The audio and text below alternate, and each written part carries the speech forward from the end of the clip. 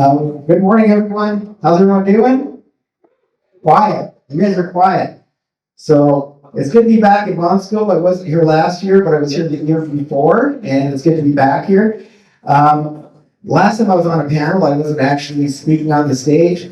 So I decided I wanted to give you guys something where you could actually apply it right away. Take action.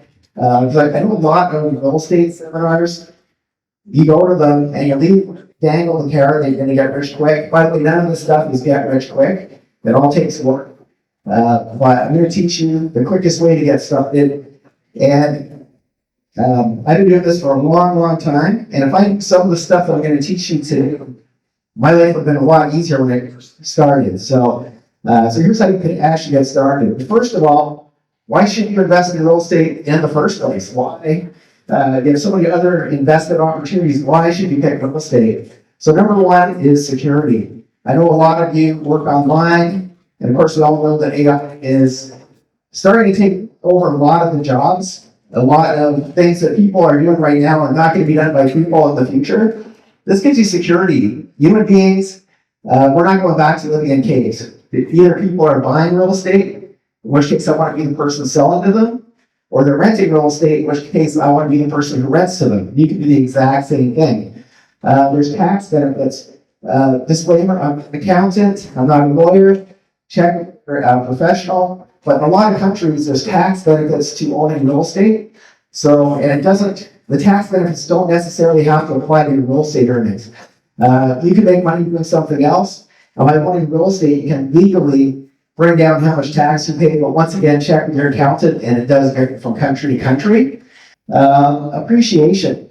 Imagine you won the lottery and bought 10 homes right before COVID. I own a lot of rental properties. On average, I'd say during COVID, they went up on average around $100,000 each.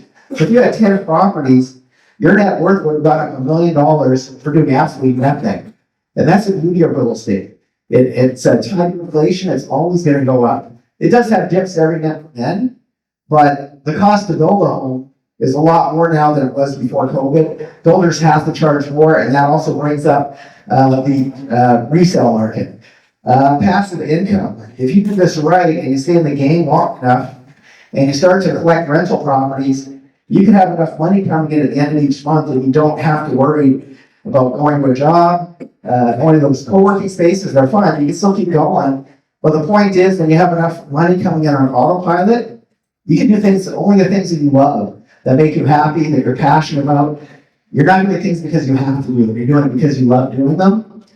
Diversification. If you're invested in other things, in my opinion, real estate is the most stable investment you can make. And the other thing I love about real estate is my rental properties. At the end of every month, they spit out paychecks. And I have other people that collect those paychecks for me. I don't have to do anything to get that money in my bank account. Yet, I don't have to sell the asset. So if I had a bunch of Bitcoin and I wanted to pay for a flight, I can't go to the airline. Hey, I don't Bitcoin. Can you let me on the airplane? With real estate, I'd have to actually sell the Bitcoin. With real estate, I don't have to sell the asset. I can keep the asset and use that money, the cash flow that comes in every month, to pay for my expenses, my travel, all things that I enjoy doing. It's a hedge against inflation. As I mentioned earlier, the prices, not only on the cost of building and the resale, it's almost forced to appreciate because the cost of building almost never goes down, but rent almost always goes up too. So if I look at what I was charging for rent 2 years ago on my properties compared to today, it's a night and day. They've gone up tremendously. And once again, I'm making more money than I did 2 years ago, but I didn't do anything extra to make the properties worth more. Also, and I'm sure you can all relate to this, location independence. And this is something a lot of people don't know. People feel like they need to live in the place where they're investing, and nothing can be further proved. So right now I've got investment properties in Canada, the US. I'm doing my first project in Bali, and all of this stuff is happening without me there while I'm up on stage. And this stuff, great about real estate is a lot of things can be delegated. The strategy I'm teaching you today is a little bit more hands-on because I'm assuming that you've never done a real estate deal before, but once you've built infrastructure, you don't have to be working in it. You can delegate most of the parts of it. So you do get your location independence. I've been to over 90 countries. I've been to all 7 continents. And all the time, money was coming in, but I wasn't trading my time for it anymore. I used to. I don't do that anymore. So there's a saying, wait to buy real estate and wait. And nothing can be further from the truth. So if this is something that has interested you, get started sooner than later. And I know a lot of people say, oh, maybe in a couple of weeks, I'll have some free time. I would start right now. Literally, I'm going to teach you something you can do today to get started in real estate if you're interested. So don't wait. I want to clear up some of the misconceptions surrounding real estate. Number one is a lot of people think, oh, well, I can't get started because I don't have a whole lot of money in my bank. I know a lot of you can relate to that. A lot of nomads travel pretty frugally and they don't have a lot of excess funds. And I want to make this very specific to this crowd for nomads. I want to show you what's possible. So one of the strategies that I like to do a lot, by the way, this stuff isn't just for, I'm not American myself, I'm Canadian. A lot of this stuff can be done anywhere in the world. Some of the strategies work better in the US than in other places, but you don't have to be in the US to do this. This is all applicable no matter where you're from. So there is a strategy though called tax deeds, and other countries have it to a less extent, but the US has a lot of these auctions. And if somebody hasn't paid their property taxes in 2, 3, 4 years, eventually the county needs that money to pay for their schools, the infrastructure, the pay for the police, etc. They need that money. And so what the counties will do is they will put properties up for auction when people haven't paid their property taxes for a while. And it gives us an amazing opportunity to pick the properties for pennies on the dollar. So here's an example. This is actually a real live property that's going for sale on July 2nd in Texas. Texas has an auction on the first Tuesday every single month, and this one's going up on the auction block. I'm not sure if you can read that. The value of the property is almost $300,000. Opening bid is $7,700. Now, before you go and jump and fly to Texas or try to do bid on this, don't, because there's a lot of things that can go wrong. There's a lot of things you have to learn before you go and bid at these auctions. But once you have that blueprint and you know how to do it properly, you can make a lot of money. I'll guarantee you may not sell for $700. It may get bid up to $50,000. May get bid up to $1,000. But the bottom line is you can get properties for well below market value.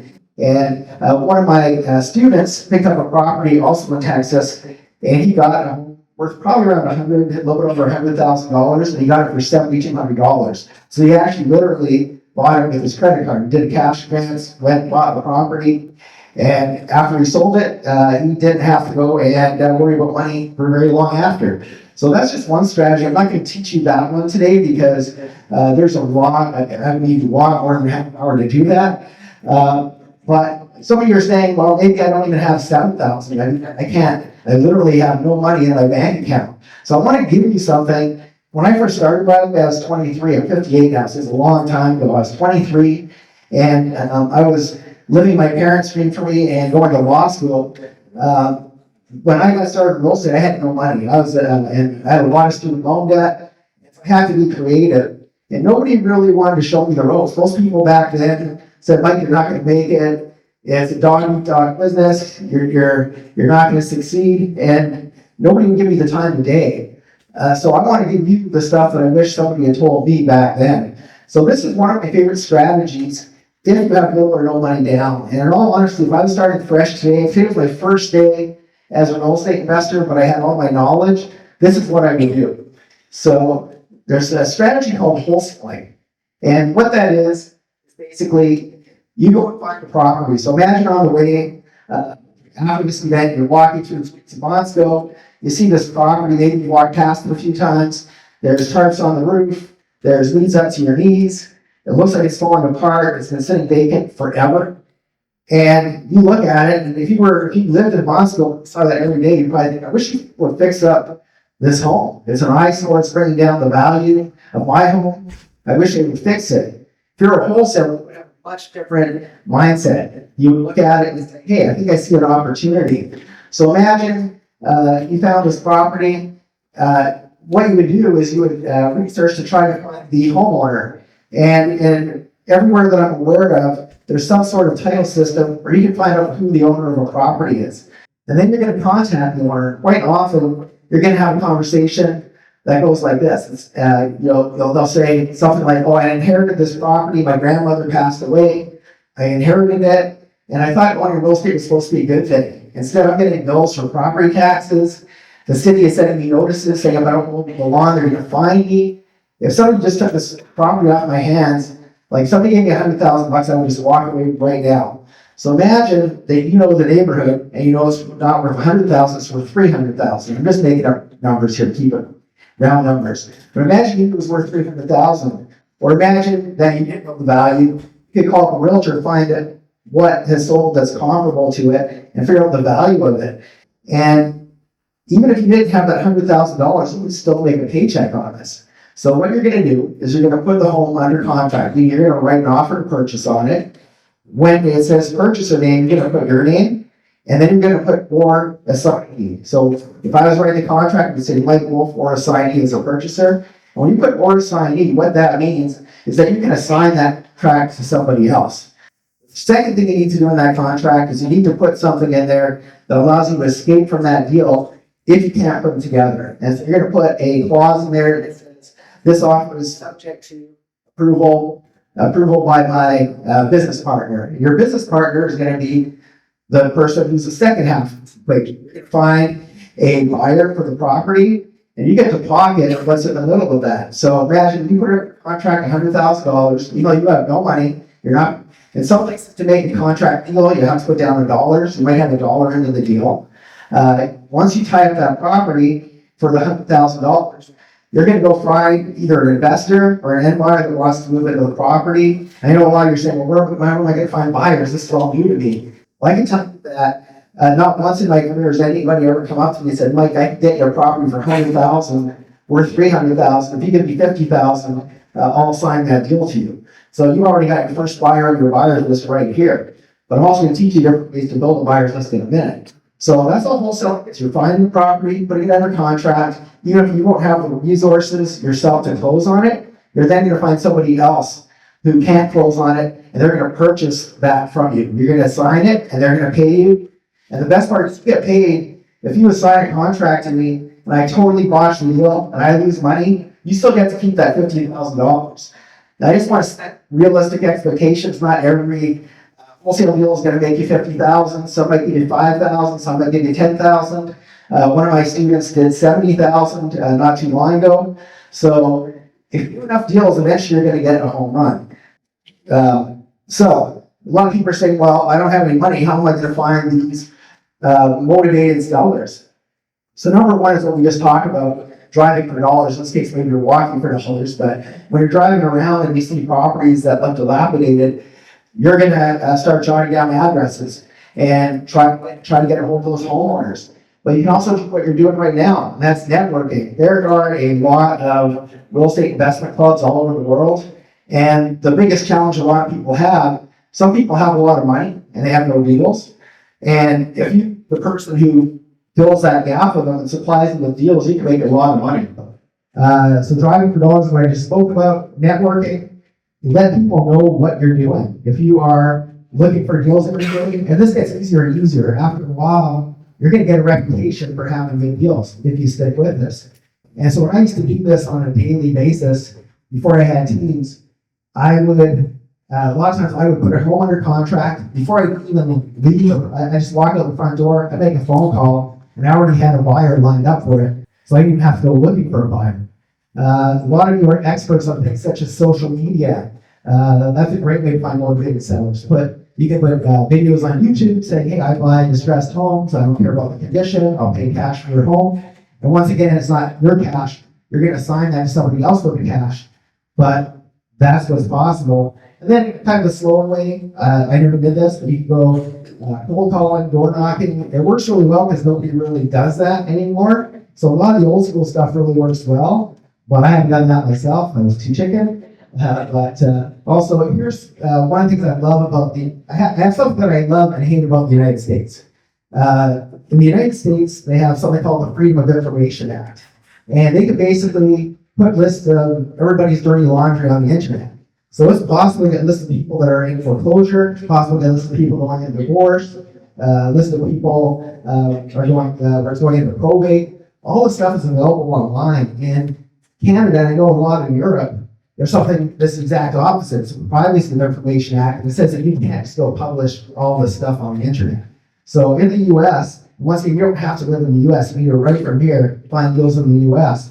There's lists online right now of people going into foreclosure. There's lists of people right now where somebody passed away and somebody else is inheriting that property. There's a lot of information out there to help find distressed sellers, which is much easier than driving for dollars. Driving for dollars is something that if you happen to pass by something, great. I probably these days would not spend a lot of time purposely doing it because there's so much stuff online and it's so much more efficient. And then there's also something called PropStream, and I don't work for them. I'm not trying to sell you on it. There's a whole bunch of other software like it, but PropStream is the one that I use. PropStream basically allows you to go in and say, hey, I want to look at all the properties in Miami that the owner is going into foreclosure and where they've got X amount of equity in the property. So you can really pinpoint certain zip codes, certain characteristics of the property, and it allows you to really quickly get a list of all these people that have that criteria that you're searching for. So it's not free. So like I said, I wanted to show you how to get started with no money. That does require a little bit of money. I can't remember what it costs per month, but it's not that expensive. So some of the paid ways are things like PropStream, direct mail. Works really well because nobody's doing it anymore. That's sending postcards or flyers to people saying you will pay cash for your home. So some of the old school stuff. And so now, like I said, now you can figure out how to find some of your motivated sellers. How do you find buyers? Well, number one, PropStream is another great tool because one of the things you can search for is I can search for people that are paying cash for a home in the zip code where I just put this property under contract. And a lot of people that are paying cash are buying rental properties. So you would reach out to some of those people and say, listen, I see you have this property at 123 Main Street. I've got a very similar property. If you're looking to buy another one, I can give you a really good deal on it. So you can find a list of buyers. Once again, networking, letting people know who you are. A lot of times other people will have buyers for you. Social media, once again. And I also recommend contacting realtors and property managers. Because property managers obviously know who owns a lot of real estate in the community that you're looking to invest in. And quite often they're looking for more properties. But once again, they want to get a good deal. So if you can provide a good deal for them, you can be their provider. And the great thing is, like I said earlier, when I would literally walk out of a house and make a phone call, you really only need 1, 2, 3 solid buyers, and you're set for life. You don't need to have this massive list of buyers because you'll have people that will take every single property you get as long as the deal is good. And then there's online forums. And this didn't exist 35 years ago, but these days you have things like Bigger Pockets. There's a whole bunch of resources online where investors hang out. So if you're not doing it live and in person, you can actually just go online and say, hey, I've got this really good deal in such and such a location. Here's what I'm willing to sell it for. And you can find a buyer without even leaving your home.